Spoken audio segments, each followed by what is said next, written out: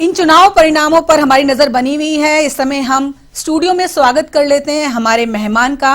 मेरे साथ भाजपा प्रवक्ता राखी राठौर इस समय जुड़ चुकी हैं। राखी जी, बहुत बहुत स्वागत है आपका। जो परिणाम तो खैर अभी नहीं, लेकिन जो रुझान है आपके सामने है, आपके लिए शायद कहीं ना कहीं उत्साह का प्रतीक है ये नतीजे जो उत्तर प्रदेश में देखने को मिल रहे हैं। बिल्कुल राखी जी, आपने बिल्कुल ठीक कहा। यूपी में और बाकी स्टेट्स के अंदर, स्पेशली मणिपुर के अंदर, उत्तराखंड के अंदर जो रिजल्ट्स आ रहे हैं वो ये इंडिकेट कर रहे हैं कि भारतीय जनता पार्टी ने जिस तरह से एक सुशासन के साथ में, गुड गवर्नेंस के साथ में इन राज्यों में काम किया और उसी को रिपीट करते हुए जनता फिर से हमें एक बहुमत के रूप के तरफ लेकर के जा रही है। और निश्चित तौर पर एक भारतीय जनता पार्टी के कार्यकर्ता उसके एक पार्ट के रूप में उत्साहित करने वाले रिजल्ट्स नजर आ रहे हैं। क्या लगता है यूपी में क्या चीज है जो वोटर पसंद कर रहा है? हालांकि देखिए अभी परिणाम आना बाकी है, ये शुरुआती चीजें हैं, शाम तक जो तस्वीर है साफ होगी। देखिए, यूपी एक ऐसा स्टेट रहा है, उसकी अगर पृष्ठभूमि देखें तो अपराध की अगर मैं बात करूं, लॉ एंड ऑर्डर की स्थिति बहुत ज़्यादा खराब रही। अभी जब बहुत सारे सर्वे भी हुए ड्यूरिंग इलेक्शंस, हमने देखा कि वहाँ के लोग सबसे ज़्यादा खुश इसी बात से थे कि वहाँ पर जो स्थिति है लॉ एंड ऑर्डर की, वहाँ पर जो आए दिन दंगे हुआ करते थे, जिस तरह की दादागिरी वहाँ पर माफियाओं द्वारा की जाती थी, वो उसमें बहुत बड़ा एक रोकथाम है। तो इसीलिए जनता ने सबसे पहली बात योगी जी के आने के बाद में जिस तरह से लॉ एंड ऑर्डर की स्थिति को सुधार किया है और एक जनता का विश्वास कि हम लोग निष्पक्ष होकर काम करते हैं। कोई ऐसा नहीं है कि हमने ये, जैसे सपा में आपने देखा कभी क्या चोरी होता है, कभी क्या चोरी होता है, इस तरह से चोरी भ्रष्टाचार के कामों में भारतीय जनता पार्टी ने एक अलग स्टैंड बनाया है पूरे देश के अंदर, और वही स्टैंड जो है वो जनता का विश्वास हम पे लाके रख रहा है। और उत्तराखंड की बात करें तो हालांकि वहां पर अभी कोई स्थिति बहुत ज्यादा स्पष्ट नहीं है। बिल्कुल सही है, लेकिन आप राखी जी, मैं आपको बताना चाहूंगी, उससे पहले जब चुनाव स्टार्ट हो रहे थे उससे पहले तो ऐसा कहा जा रहा था कि उत्तराखंड में हमारा कोई स्टैंड ही नहीं होगा। लेकिन आप देख रहे हैं कि अभी जो रिजल्ट्स आ रहे हैं उसमें हम बहुत पॉजिटिव तरीके से आगे बढ़ रहे हैं। और मैं आपको विश्वास दिलाती हूँ, शाम तक जब तक रिजल्ट्स आएंगे तब तक हम लोग इस स्टेट के अंदर भी पूर्ण बहुमत के साथ में फिर से एक बार भारतीय जनता पार्टी की सरकार लाएंगे। राखी जी, जैसे ही नतीजों का दिन आना पास आता है, क्यों हर बार ईवीएम को लेके इतना बवाल होता है? क्यों भाजपा हमेशा निशाने पे रहती है ईवीएम को लेकर? देखिए, बंगाल के जब रिजल्ट्स आए थे तब भाजपा ने कभी नहीं कहा कि ईवीएम में कोई गड़बड़ियां हो सकती हैं। ये इनको क्या हार एक्सेप्ट नहीं होती है, ये तो हमें मालूम था पहले से, और हमारे बड़े नेताओं ने पहले से भी ये स्टेटमेंट्स दिए थे कि ईवीएम के बारे में खबरें आना शुरू हो जाएंगी। कांग्रेस तो कुछ कहेगी नहीं क्योंकि उसके पास ना तो कुछ पाने का ना कुछ खोने का, कुछ था भी नहीं है। खोने के लिए है सर, पंजाब जाएगा बहुत भारी तरीके से, लेकिन बात यह है कि जो हारता है वो ईवीएम पे दोषारोपण करता है लगातार। कल भी हमने देखा कि बहुत सारे स्टेटमेंट्स आए नेताओं के ईवीएम के बारे में, लेकिन अपनी हार जो है उसको ना पचा पाना, एक जस्ट फेस सेविंग की बात अगर मैं कहूं तो उस तरह से ये लोग ईवीएम पर दोषारोपण करते हैं। अगर हम उत्तर प्रदेश की बात करें तो वहां पर योगी जी का सुशासन या मोदी का चेहरा? देखिए, हमने हमेशा पूरे चुनाव प्रचार में डबल इंजन की बात करी है। डबल जब प्रेशर, आप सेंट्रल गवर्नमेंट भी बहुत सपोर्ट करे और स्टेट गवर्नमेंट भी हमारे साथ हो तो निश्चित तौर पे बहुत बड़ा विकास होता है। आपने देखा पिछले 6 महीने से लगातार हम देख रहे थे कि योगी जी और मोदी जी किस तरह से नए नए कामों का जो है लोकार्पण कर रहे थे। काम हुआ है ग्राउंड लेवल पे, इसीलिए जनता के सामने कोई हवा में बात नहीं है। जब बहुत बहुत बड़े बड़े हमने रोड्स का निर्माण किया, फ्लाईओवर्स का निर्माण किया, कॉरिडोर्स का निर्माण किया, तो जनता के सामने जो है विकास की चीजें हैं। और मोटी बात देखिए, भ्रष्टाचार की बात जहां तक अभी तक हम लोग देखते आए, हमारी राजनीति जो पिछले कई सालों से देखते आए राजनीति में, हमने अभी यूपीए की लास्ट गवर्नेंस में भी देखा कि किस तरह से घोटाले सामने आए। तो भ्रष्टाचार के रूप में सबसे पहली जनता त्रस्त है, जो सरकारी पैसा है सही तरीके से ग्राउंड लेवल पे लगे, ये बात सुनिश्चित की भारतीय जनता पार्टी ने, और इसीलिए जनता का विश्वास हमारे साथ है। चलिए राखी जी, आपसे बातचीत जारी रखूंगी। फिलहाल हमारे साथ जुड़ गए हैं हमारे उत्तर प्रदेश के ब्यूरो चीफ अमरीश सिंह। अमरीश, आप मुझे सुन पा रहे हैं? जी बिल्कुल मैम। अमरीश, एग्जिट पोल के हिसाब से भाजपा लीड कर रही थी और फिलहाल के जो रुझान देखें वो आपके सामने ही है, भाजपा बहुत लीड करती हुई दिखाई दे रही है। क्या कैसा माहौल है इस समय वहां पर? अभी कुछ कहना बहुत जल्दबाजी होगी, लेकिन फिलहाल भाजपा के पक्ष में नतीजे हैं। वो इसलिए हैं क्योंकि जिस तरीके से पिछले 5 साल में मोदी जी और योगी जी ने काम किया है, लेकिन पिछले 6 महीनों की बात करें, योगी और मोदी, ये जो MY समीकरण जो पहले समाजवादी के लिए था, मतलब मुस्लिम और यादव, लेकिन अब ये MY समीकरण बीजेपी ने इस पर सेंध मारी की, लेकिन ये MY समीकरण हुआ मोदी और योगी, क्योंकि ये वो दो चेहरे हैं जो उत्तर प्रदेश में अच्छी खासी पैठ रखते हैं। हिंदुत्व का एक बड़ा चेहरा अगर योगी है तो विकास की एक बड़ी परिभाषा मोदी लिख रहे हैं, और इसी का एक बड़ा स्वरूप है कि जनता भी अब चाहती है कि ऐसी पार्टी रहे। हालांकि अगर देखा जाए तो पिछले 21 साल के इतिहास में उत्तर प्रदेश में ऐसा हुआ नहीं है कि कोई सरकार दोबारा रिपीट कर जाए। और ऐसे में भाजपा के लिए भी एक बड़ी अग्नि परीक्षा है। लेकिन हाँ, एक बड़ी अगर खास वजह देखें तो ये भी है कि जिस तरह से पूर्वांचल एक्सप्रेसवे, विंध्य कॉरिडोर और काशी कॉरिडोर का और सबसे बड़ा रामलला का मंदिर जो कि बन रहा है, बनने की स्थिति में है अभी, इन सभी चीजों पर भी जनता जो है वो देख रही, क्योंकि अगर सरकार जाती है तो इन सब चीजों पर एक तरीके से पूर्ण विराम लगेगा, क्योंकि जो स्टेट एजेंसी है, जो स्टेट की गवर्नमेंट होगी, वो उस पर कितना काम करती है। लेकिन हाँ, समाजवादी पार्टी में नो डाउट अखिलेश यादव ने 2012 से 17 में जिस तरीके से काम किया है, और हम देख सकते हैं कि उनकी भी लगातार जनसभाओं में और जितनी भी उन्होंने रैलियां की हैं, जो मतलब भीड़ उसमें भी बेतहाशा थी। और भारतीय जनता पार्टी ने अपने सारे शीर्ष नेतृत्व को उतार दिया था जमीन पर और झोंक दिया था कि बस सरकार किसी भी तरीके से उत्तर प्रदेश में बनानी है। लेकिन अखिलेश यादव ने अकेले दम पर पूरा मोर्चा उठाया है, और यही वजह है कि लगातार अपनी पीसीओ में कहते चले आ रहे हैं कि 300 सीटें कम से कम समाजवादी पार्टी जीतती नजर आ रही है। अमरीश, अभी के फिलहाल जो हम रुझान देखें तो 160 पर भाजपा ने बढ़त बना रखी है और 75 के आसपास सपा। अभी हालांकि इनको परिणाम में बदलने में समय लगेगा, ये रुझान है, लेकिन क्या लगता है आपको सपा में इस समय क्या हलचल है? सपा पिछले 2 दिन पहले जिस तरीके से बनारस में घटना हुई थी ईवीएम मशीन को लेकर, तब से काफी रोष है समाजवादियों में भी। और उसके बाद ही रात में जिस तरीके से 8 साढ़े 8 बजे अचानक से पीसी किया अखिलेश यादव ने, उन्होंने कहा कि हम अपने तमाम कार्यकर्ताओं से ये अनुरोध करते हैं कि वो ईवीएम जहां पे भी काउंटिंग होना है वहां पर धरना दें, वहीं पर बैठे रहें जब तक की काउंटिंग नहीं हो जाती है। तो थोड़ा सा चूंकि 5 साल सत्ता से दूर हैं, और इस बार भी जिस तरीके से एग्जिट पोल बता रहे थे उससे भी वो सत्ता से दूर हो रहे थे, तो कहीं ना कहीं बौखलाहट तो नजर आ रही है। लेकिन फिलहाल जिस तरीके से कुछ बड़ी सीटें हैं, कुछ भाजपा के बड़े मंत्रियों की साख भी दांव पर है। अगर मैं बात करूं सिद्धार्थनगर की, तो वहां से पिछले बार चुनाव विधानसभा अध्यक्ष माता प्रसाद पांडे जो कि सपा के थे, वो हारे हैं सतीश द्विवेदी से। तो इस बार का लेकिन जो चुनाव वहां सतीश द्विवेदी और माता प्रसाद पांडे की लड़ाई इस बार फिर से पुरजोर तरीके से है। बात करें फाजिल नगर की भी, तो कोई स्वामी प्रसाद मौर्य के लिए भी अपनी सीट बचाना बहुत आसान है नहीं, और ओम प्रकाश राजभर भी अपनी सीट से अभी फिलहाल पीछे ही चल रहे हैं। तो ये वो सीटें हैं जहां पर सभी की निगाह है। और अगर बात करें करहल की, मैनपुरी की, तो वो मुलायम सिंह यादव का घर है। मुलायम सिंह यादव ने अपना पहला चुनाव वहां से लड़ा है, और वो हमेशा से मुलायम सिंह यादव के परिवार की ही सीट रही है। लेकिन एसपी सिंह बघेल को उतार के भारतीय जनता पार्टी ने थोड़ा सा प्रेशर देने का काम किया था, लेकिन हालांकि वो प्रेशर देता नजर नहीं आए एसपी सिंह बघेल जी।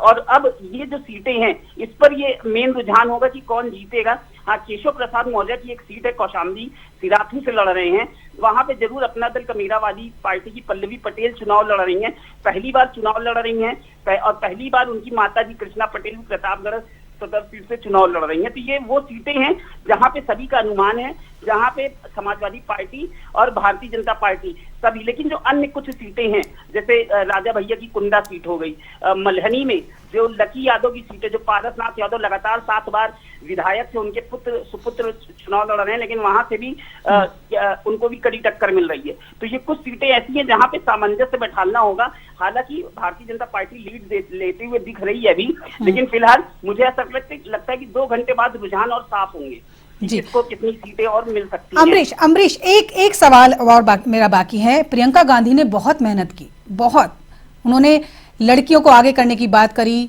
अलग से यूथ को टारगेट करके मैनिफेस्टो जारी किया, अभी तक खाता नहीं खुल पा रहा है, किसी भी सीट पे कहीं रुझान आगे उनका नहीं दिख रहा। ऐसे ही बसपा की बात करें तो सत्ता में रह चुकी पार्टी भी इस समय बहुत पीछे है, मात्र 3 सीटों पर आगे दिखाई दे रही है इस समय बसपा। कांग्रेस की जहां तक बात है, कांग्रेस ने पिछले अगर 89 के बाद, सन 89 के बाद से अभी तक उत्तर प्रदेश में सरकार नहीं बनाई है, तो लगभग 30-35 साल का सूखा झेल रही है कांग्रेस।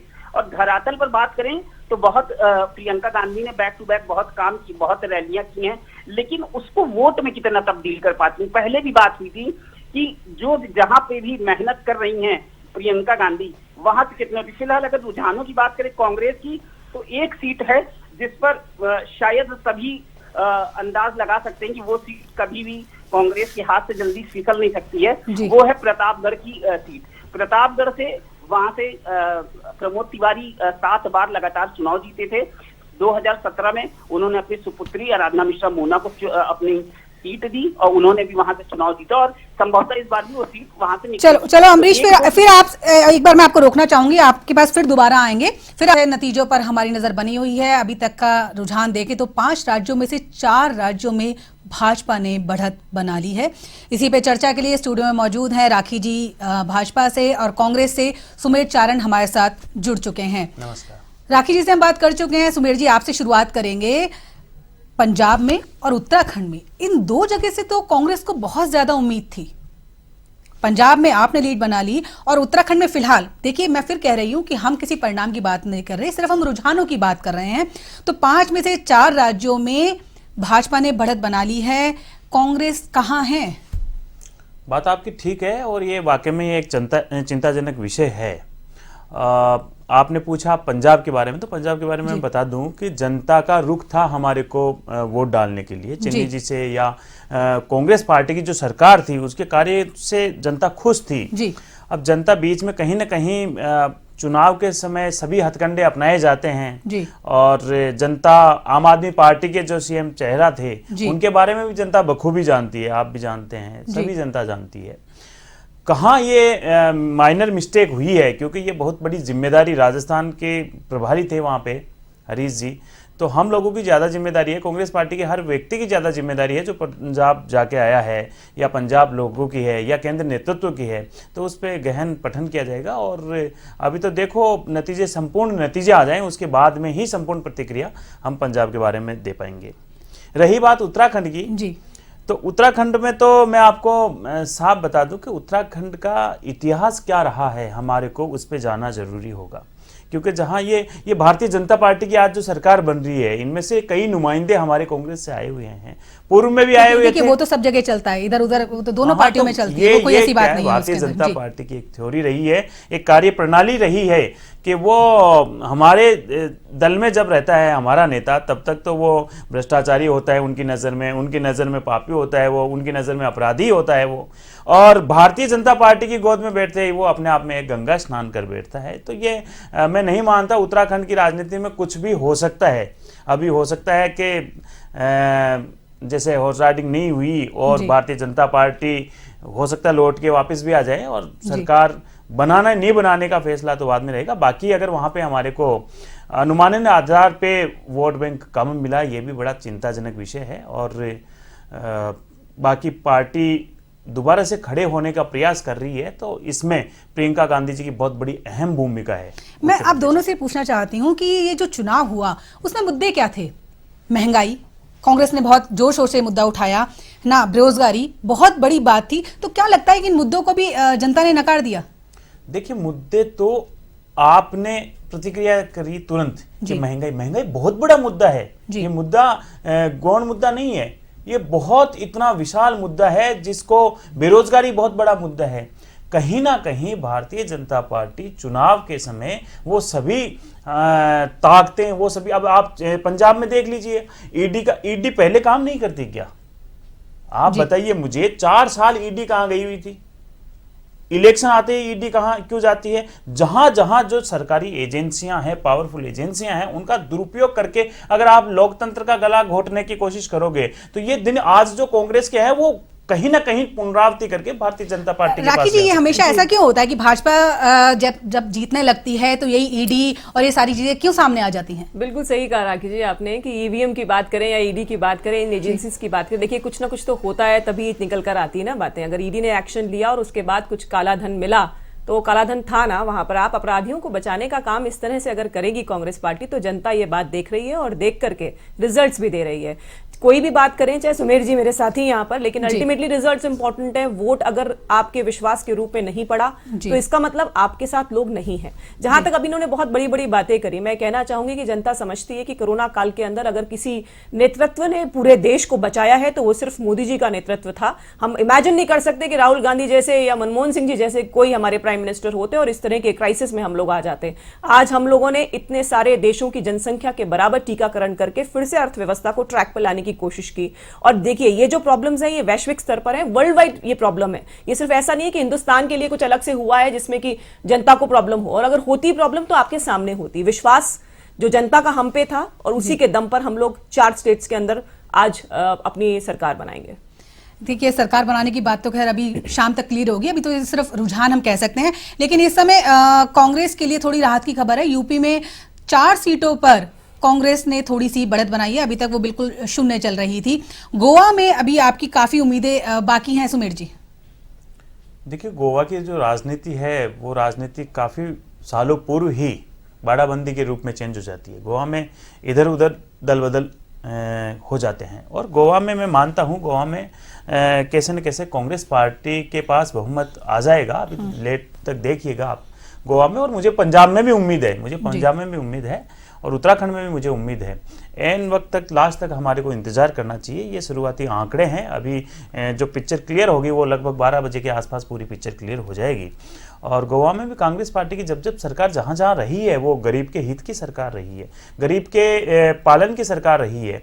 आपको भी राखी जी बता रहे थे कि भाई ये मामला है पूरा वैश्विक मंदी चल रही है अभी, और वैश्विक महंगाई चल रही है। ऐसा कुछ नहीं है महंगाई। आप एक चीज बताइए मुझे, राजस्थान में अगर कांग्रेस पार्टी की वर्तमान में सरकार है, राजस्थान में कई चीजों में कांग्रेस पार्टी ने डायरेक्टली वेट कम किया है।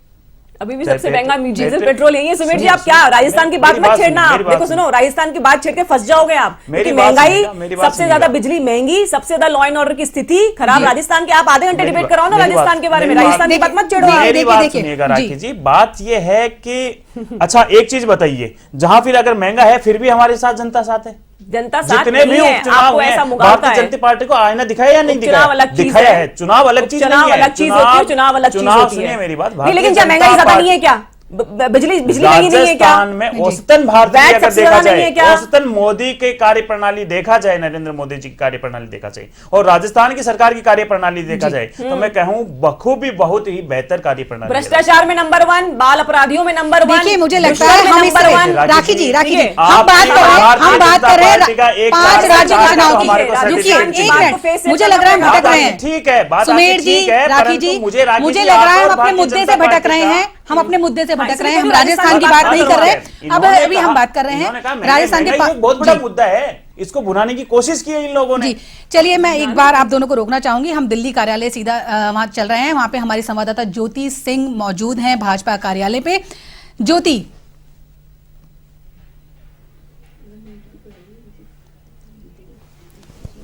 आप मुझे सुन पा रही हैं? बिल्कुल राखी जी, देखिए इस वक्त हम राजधानी दिल्ली के जो भाजपा कार्यालय है वहां पर मौजूद है, और देखिए जो 5 विधानसभा चुनाव के जो राज्य है वहां पर किसकी सरकार बनेगी, इस सवाल का जवाब देखिए कुछ ही देर में मिलने वाला है। और एक बार मैं आपको जल्दी से भाजपा कार्यालय की तस्वीरें दिखा देती हूँ। देखिए आप इस तरफ जी। चलिए, मुझे लगता है कोई तकनीकी खराबी है, हम दोबारा ज्योति के पास चलेंगे। जी, हम बात कर रहे थे 5 राज्यों के चुनाव परिणाम की। मुझे लगता है इस समय हम राजस्थान के ऊपर बात नहीं करें, राजस्थान के लिए फिर हम डिबेट करेंगे। राखी जी और सुमेर जी, मैं दोनों से आपसे कहना चाहूंगी अभी हम इसी पे फोकस करें तो ज्यादा अच्छा रहेगा। राखी जी, आपको क्या लगता है किस लिए जनता पसंद कर रही है इन रुझानों को देख के? आपको देखिए राखी जी, विश्वास जो है नेतृत्व पे की सबसे पहली बात तो देखिए, जो हम अगर 2014 से पुरानी में बात करूं तो लोग परेशान थे भ्रष्टाचार के लिए। हमने देखा आए दिन 2G, कोलगेट घोटाला, जीजाजी घोटाला, कितने सारे घोटालों से लोग बाग परेशान थे। और मैं गर्व से कहती हूं इस बात को कि उस एक ऐसी पार्टी की एक सदस्य हूं जिसमें भ्रष्टाचार जो है उसमें 0 टॉलरेंस जो है मोदी जी द्वारा की गई। लगातार 24/7 काम करने वाला अगर कोई नेता है, हमारी तरह ऐसे नेता नहीं है जिनको साल के अंदर 4 बार 15 दिन या हफ्ते भर की छुट्टी के लिए चाहिए। आपने देखा मोदी जी ने, चाहे कोरोना काल हो चाहे कोई भी क्राइसिस हो, लगातार काम करना और देश के प्रति जो समर्पण है उनका, उसके लिए जनता हमेशा से उनको चाहती है। और अभी भी अगर किसी वर्ल्ड वाइड किसी की बात करें तो मोदी जी के टक्कर का कोई नेता ही नहीं है। तो ये जो डेडिकेशन है उनका अपने देश के प्रति, अपने काम के प्रति, इसके लिए जनता ने सबसे ज्यादा जो है मोदी जी पे विश्वास किया। और वही विश्वास है कि हम लोग जिस तरह से आज प्रचंड बहुमत के साथ में फिर से अपनी सरकार बनाने जा रहे हैं। सुमेर जी, कहां कमी दिखाई देती है? देखिए, कमी तो मैं मानता हूं कि कांग्रेस पार्टी है वो उनको एक बार विचार करना चाहिए, शीर्ष नेतृत्व को, लाकमान को करना चाहिए। और जहां उत्तर प्रदेश में कांग्रेस पार्टी ने एक बहुत अच्छी स्टेज पे काम किया है, वहां पे किसी से समझौता नहीं किया, वहां किसी से टाई अप नहीं किया, जैसे इन लोगों ने तो पंजाब में किसी से टाई अप कर लिया। बाकी कांग्रेस को मैं कहता हूं कि वहां के कार्यकर्ता को जिंदा रखा। वो साधुवाद है आदरणीय प्रियंका गांधी जी को, जिनके नेतृत्व में कांग्रेस मजबूत हुई है। वहां पे सीटें आना लोकतंत्र के लिए हार जीत आना जाना ये लगा रहता है। इनकी भी कई बार ऐसी परिस्थितियां आई है भारतीय जनता पार्टी की भी, जब विपक्ष का दर्जा तक इन लोगों के पास नहीं था, तब हमने इनको जाके सीटें दी है।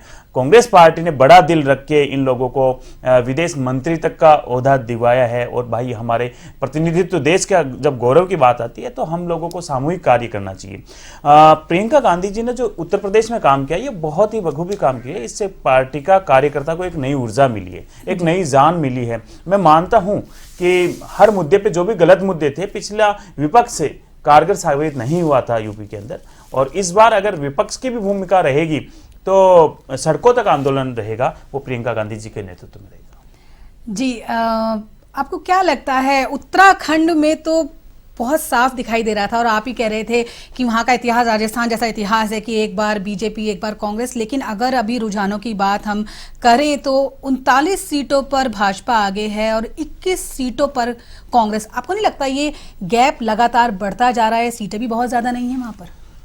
देखिए, उत्तराखंड के लिए भी एक चिंता का विषय है कि कांग्रेस पार्टी ने, देखो, स्टेट की जो पॉलिटिक्स होती है उसके अंदर नेता विशेष पे आलाकमान ने छोड़ देता है, भाई आप आपके हिसाब से स्तर पे देखो।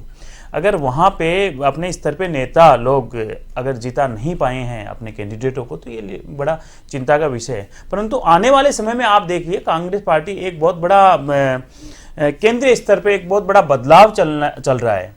जहां जहां जो फ्री हैंड थे उनको फ्री हैंड करने की कोशिश की हम लोगों ने। यहां तक देख लीजिए, अगर पंजाब में राजा साहब अगर अपनी तानाशाही रुख अपना रहे थे तो एक झटके में हमारे लिए चन्नी जी को हमने मुख्यमंत्री बना दिया। और उनके नेतृत्व में अगर कांग्रेस पार्टी नहीं बढ़ रही है तो दूसरा ऑप्शन आएगा। कांग्रेस पार्टी ऐसा तो है नहीं कि कल की पार्टी है कोई, वो समझौता कर लेगी या किसी उसके सिद्धांतों से समझौता। राजनीति में सिद्धांत ही महत्वपूर्ण है, राजनीति में विचारधारा बहुत महत्वपूर्ण है और हम विचारधारा से समझौता करते नहीं हैं।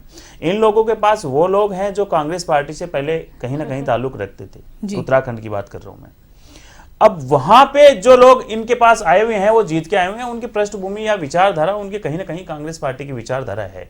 अब अलग बात है कि वो हमारे से हमने किक आउट कर दिया उन लोगों को, हम वापस ले भी नहीं रहे उन लोगों को। कई हमारे पास आपने देखा होगा आए थे लोग टिकट के लिए, हम लोग नहीं ले रहे। परंतु ये हार आप जो कह रहे हैं, ये अगर उत्तराखंड में हमारे पास बहुमत नहीं आता तो ये बहुत बड़ा चिंताजनक विषय है।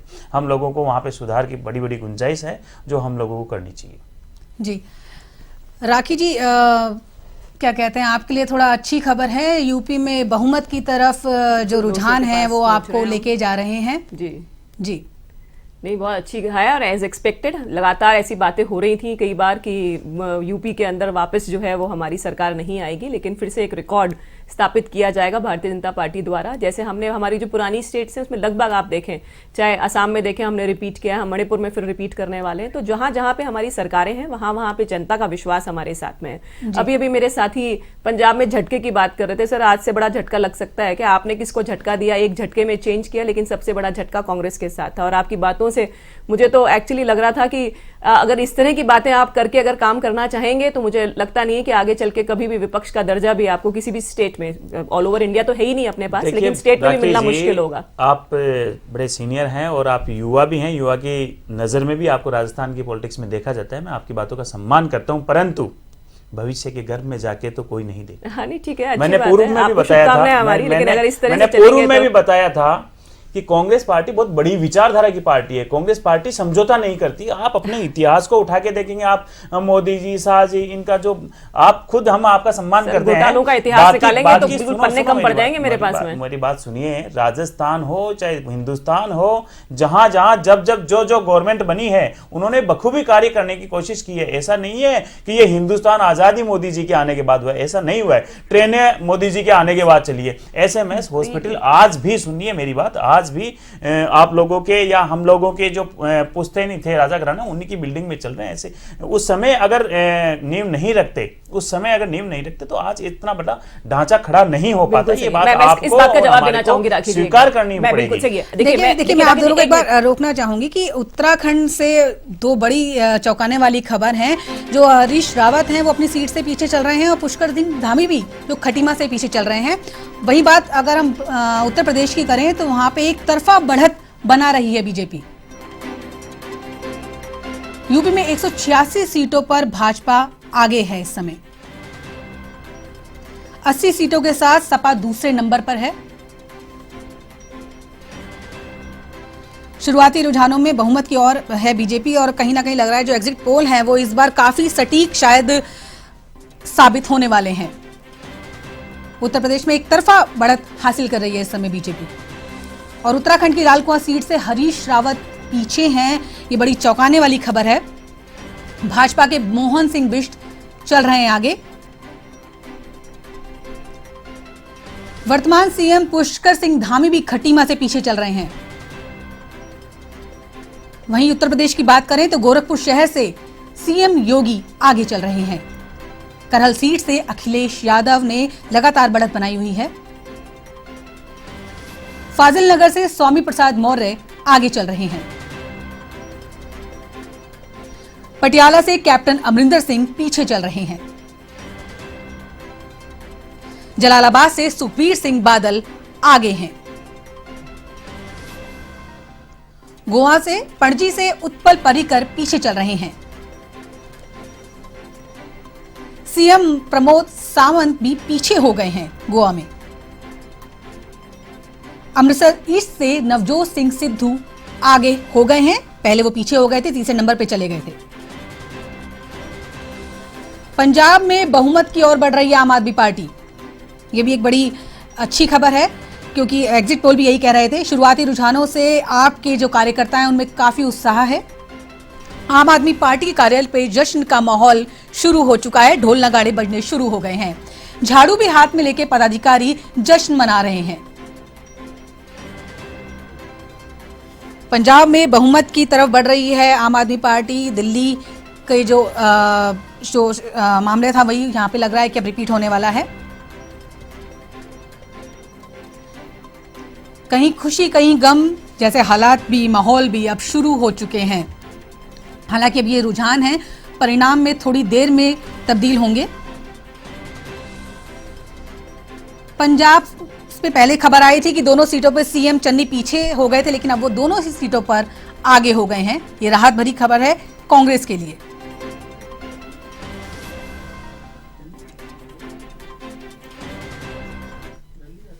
सुमेर जी, चन्नी जी आगे हो गए हैं और हरीश रावत उत्तराखंड में पीछे हो गए हैं। क्या कहेंगे? देखिए, मैं तो यही कहूंगा कि कांग्रेस आगे होनी चाहिए जी। कांग्रेस पीछे नहीं रहनी चाहिए।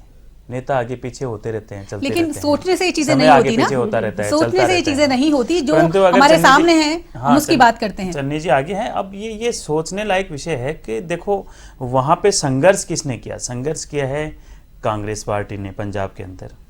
संघर्ष किया है या अन्य कोई दल हो, या हमारे से यहाँ से अमरिंदर सिंह जी चले भी गए हैं, दूसरी पार्टी बना ली है, तो पूर्वी संघर्ष तो उनका है ना। ये तो हम लोगों को एक्सेप्ट करनी चाहिए, पंजाब के लोगों को एक्सेप्ट। अब आम आदमी पार्टी का एक शॉर्ट टाइम का संघर्ष आपको वर्तमान राजनीति एक देखनी पड़ेगी, ये किधर डाइवर्ट हो रही है। इनका कोई संघर्ष नहीं है। बात संघर्ष की नहीं होती, बात एक नजरिए की भी होती है। बात ये भी होती है कि आप क्या नया दे रहे हैं। नजरिया तो देखो, आपको भी पता है, पंजाब की जनता को पता है नजरिया। आम आदमी पार्टी का जो सीएम कैंडिडेट चेहरे थे उनके लिए क्या नजरिया था, ये आपको हमारे को सबको अच्छी तरह से मालूम है। जनता सबसे बड़ी चीज है। यही तो मैं कह रहा हूँ, यही तो मैं आपको। जनता अगर आम आदमी पार्टी को वोट दे रही है तो हम ये नहीं कह सकते कि उन्होंने उस चेहरे को पसंद नहीं किया। कहीं ना कहीं देखो, इधर मालूम नहीं चला। एक तरफ तो ये लोग कह रहे हैं कि भाई ये बड़ा अपराधी है, इनको जेल के सलाखों के पीछे रहना चाहिए। कौन कह रहा है? जनता ने तो आके नहीं कहा। ये तो पार्टी पॉलिटिक्स है, राजनीतिक पार्टियां एक तरफ बेल पे बहुत बड़े बड़े संत अपराधी जो थे वो बेल पे छूट के आ रहे हैं। तो अभी वर्तमान में जो राजनीति के हालत हैं वो बहुत गंभीर हालत हैं। इस पे हम लोगों को अमल करना चाहिए, सब लोगों को मिलकर अमल करना चाहिए। और लोकतंत्र के लिए ये कठोर घात है, लोकतंत्र के लिए ये खतरा है, मैं कह सकता हूं। ये आप समझिए कि अपराधियों को जेल से छोड़ा जा रहा है जी। क्या मैसेज देना चाह रहे हैं? एक तरफ कह रहे हैं कि बहुत बड़े गांधीवादी आदमी है, बहुत बड़े सेवक आदमी है, देश के सेवक आदमी, दूसरी तरफ अपराधियों को क्यों छोड़ रहे हो? फिर सेवक हो तो सेवक की तरह रहो, उससे आपको बेनिफिट मिले या नहीं मिले, पर दुश्मन हार जाए तो आप जीत गए। मैं ये नहीं कह रही आप गलत कह रहे हैं, लेकिन आपको नहीं लगता कि आप ये बातें जनता को सही ढंग से समझा नहीं पा रहे? शायद इसीलिए वो वोट में तब्दील नहीं हो रही आपके पास। जनता अच्छी तरह से जनता को मालूम है कि पंजाब के लिए कौन सी बेस्ट प्रणाली कार्य कर सकती है। कांग्रेस पार्टी ने आज से कांग्रेस पार्टी ने काम किया है क्या पंजाब के लिए? बरसों से कांग्रेस पार्टी ने काम किया है। चाहे अनाज के बारे में बात हो, चाहे उनके रेवेन्यू के बारे में बात हो, चाहे कीमतों के बारे में बात हो, महंगाई का मुद्दा हो, चाहे बिजली पानी का मुद्दा हो। चन्नी जी ने अभी घोषणाएं की थी मैनिफेस्टो कांग्रेस पे 90% हमारे मैनिफेस्टो पे काम होता है। हमारी सरकारें महलों से चलने वाली सरकारें नहीं है, हमारी सरकारें धरातल से चलने वाली सरकारें हैं। कांग्रेस पार्टी उस पर काम करती है, परंतु कहीं ना कहीं ये स्ट्रेटजी अब कांग्रेस पार्टी को समझ में आ गई है। कांग्रेस पार्टी को सोचना होगा कि हम सब लोग, जो आक्रोश होता है, जनता को आक्रोश था यूपी में, परंतु वो नहीं डाइवर्ट हो पाया, क्या कारण रहा है? ये चीजें सोचने लायक है। जनता को किन किन मुद्दों पे चुनाव लड़ना चाहिए, वोट कास्ट करना चाहिए, वो मुद्दे गौण हो गए। एक नई स्ट्रेटजी के साथ काम चालू हो गया, वो कांग्रेस पार्टी के लिए विचारणीय मुद्दा है। कोविड जो कोरोना काल रहा पिछले 2-1 साल, आपको लगता है कि आप दोनों से ही मेरा ये सवाल है कि इन चुनावों पर उसका कहीं कोई असर आपको दिखाई दिया? देखिए, कोविड बहुत बड़ी वैश्विक महामारी थी। और धन्यवाद भी दे देना एक बार सुमेर जी आप, क्योंकि कोविड में बहुत बड़ा एक रोल प्ले किया है वैक्सीनेशन ड्राइव में, जिसमें कि लोगों ने सक्सेस दे पाए हैं। मेरे धन्यवाद से अगर ईडी के छापे बंद होते हो, मेरे धन्यवाद से राम रहीम अपराधी जैसे जेल जाते हो, तो सुनो, पहला धन्यवाद तो इस चैनल के माध्यम से आपको कि आपने मोदी जी को धन्यवाद बोलने के लिए पहले तो आपको धन्यवाद कि आपने ये कहा है कि मोदी जी को धन्यवाद। दूसरा धन्यवाद मोदी जी, दूसरा धन्यवाद मोदी, जवाब यही है, उन्हें जवाब तो दे दीजिए, फिर मैं आपसे पूछूंगी। पहले उनको दूसरा धन्यवाद मोदी जी को कि उन्होंने बहुत बढ़िया कुर्सी पे बैठ के बहुत बढ़िया देश के साथ धोखे में नहीं रखा। कोरोना में वैक्सीन टाइम टू टाइम देते रहे, और कोरोना बहुत बड़ी महामारी थी। अब मैं राजनीति नहीं करना चाह रहा इस मामले में, राकेश जी, राजनीति नहीं करना चाह रहा। एक, चाहे आपके घर का दुख हो, चाहे मेरे घर का दुख हो, चाहे आपके घर का दुख हो, दुख होता है। दुख का एक धर्म नहीं होता, दुख का एक प्रकार नहीं होता, दुख की एक जाति नहीं होती। ये पूरे हिंदुस्तान का, पूरे विश्व का एक दुख था। विश्व के द्वारा एक बहुत बड़ी महामारी थी। आप दूसरे जैसे, अब प्रधानमंत्री जी नहीं करते तो कौन करते?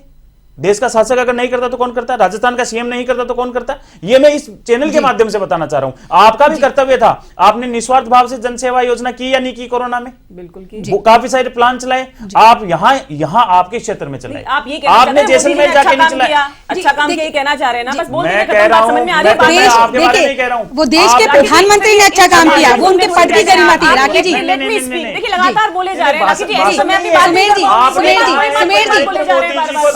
सुमेर जी, मैं आपकी बात रख रही हूँ। मैं एक सेकंड, मेरी बात सुनिएगा। नरेंद्र मोदी जी को मैंने धन्यवाद दिया है, अच्छा सराहनीय काम किया है, परंतु राजस्थान की सरकार ने किया या नहीं किया, आप बताइए। चलिए आप उनको बोलने दीजिए, सुमेर जी। हाँ, देखिए राकेश जी, अभी क्या बहुत बड़ी बड़ी बातें कर रहे थे कि एसएमएस हॉस्पिटल बना, ये बना। मैं एक बहुत बड़ी बात कहना चाहूंगी कि हमारे देश को जब 75 साल होने वाले हैं, कंप्लीट हुए, हमारे देश के साथ में बहुत सारे ऐसे देश हैं जो इंडिपेंडेंट हुए थे। मैं बहुत सारे, जैसे साउथ कोरिया है, सिंगापुर है, मलेशिया है, इन कंट्रीज से अगर आप हमारे देश को कंपेयर करते हैं तो हम लोग बहुत पीछे रह गए। हम ये नहीं कह रहे कि कोई काम नहीं हुआ, लेकिन जिस लेवल पे काम होना चाहिए था, जिस तरह के रिसोर्सेज, जिस तरह से यहाँ पे कैपेबिलिटी थी, उस कैपेबिलिटी के अकॉर्डिंग काम नहीं हुआ, और इसीलिए ऐसा हुआ कि हमारा देश जो है वो पीछे हुआ। आप देखिए, वैक्सीनेशन की जब बात करते हैं तो देखिए, पिछली जो बीमारियां आई हैं उसमें 40 वर्ष लग गए हमको उसको इरेडिकेट करने में, और हमने इंतजार कब किया कि WHO जब उन वैक्सीन को फ्री देगा।